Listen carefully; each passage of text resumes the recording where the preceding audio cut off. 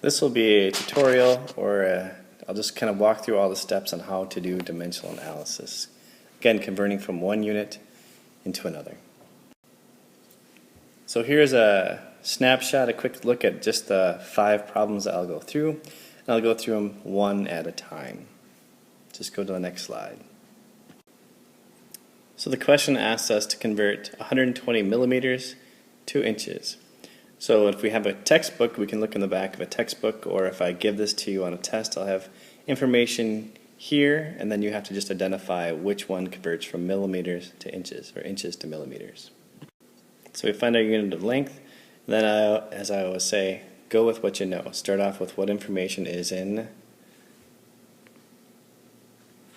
the problem. So we put 120 millimeters in the top left-hand corner. We lay down our little railroad tracks, and since I don't want millimeters, I need to put millimeters down here so that they'll cancel out. Next, I need to figure out, can I go right from millimeters to inches? And the answer is yes. So 1 inch equals 25.4 millimeters. So I set up my problem, then I cancel out the units, millimeters. Then I'm only left with inches is what I want. And so I multiply everything on top, and then I divide by what's on the bottom.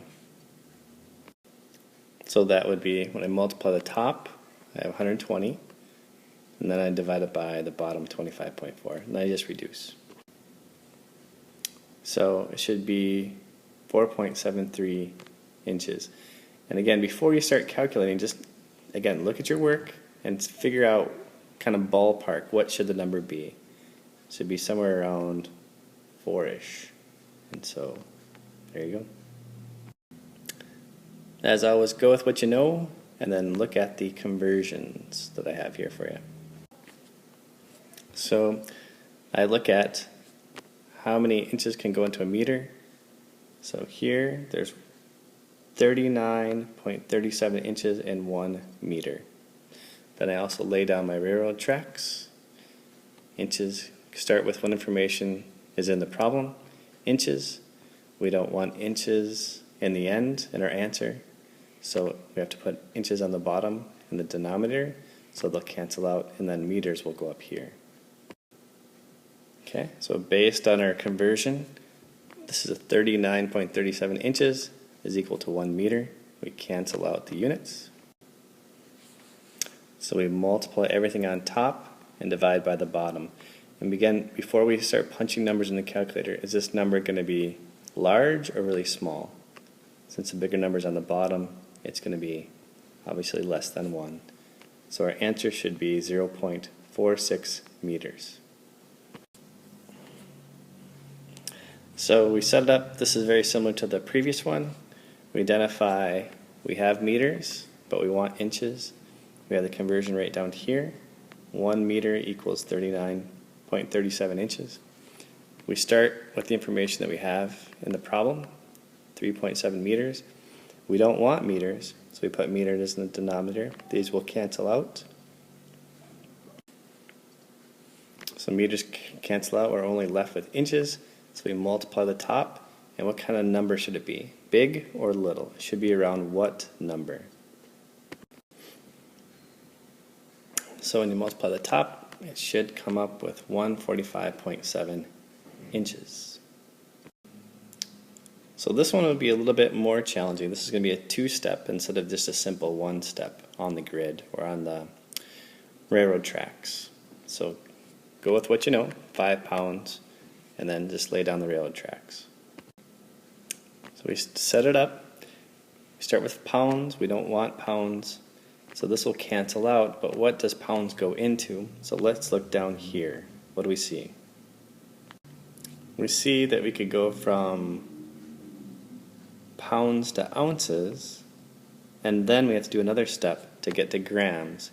We convert ounces to grams. So this will be 2 steps.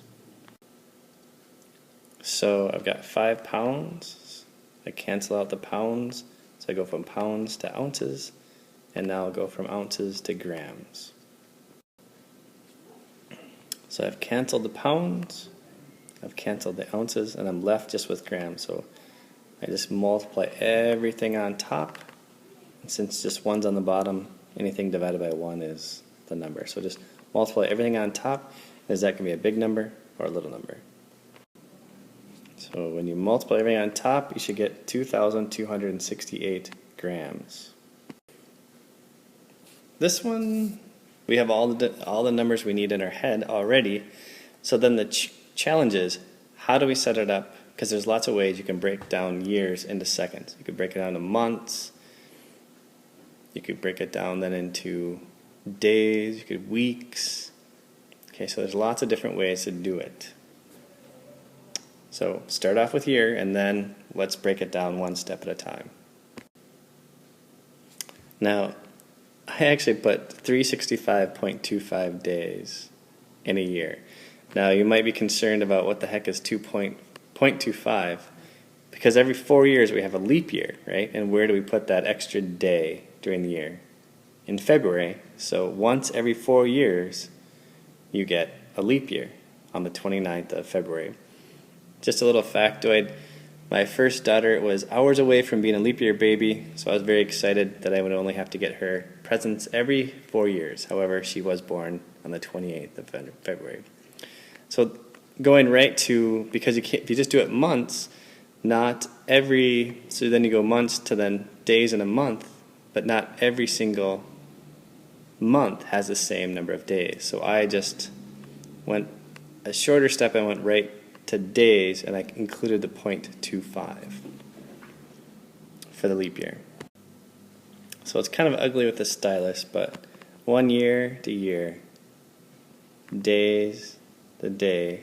How many hours in a day? 24. And in 1 hour there's 60 minutes, and then in 1 minute there's 60 seconds. So go through and then double check the cancellation that the units cancel.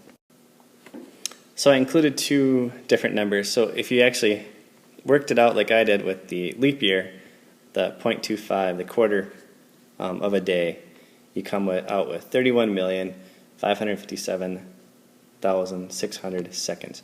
But if you just 365 days right here in this step, you would get 31,536,000 seconds total. Again, looking at these, just a blank slide again, can you figure out how to do the steps? Do you remember what we just did? All right. And let me know if you have any questions or concerns. I can help you in class.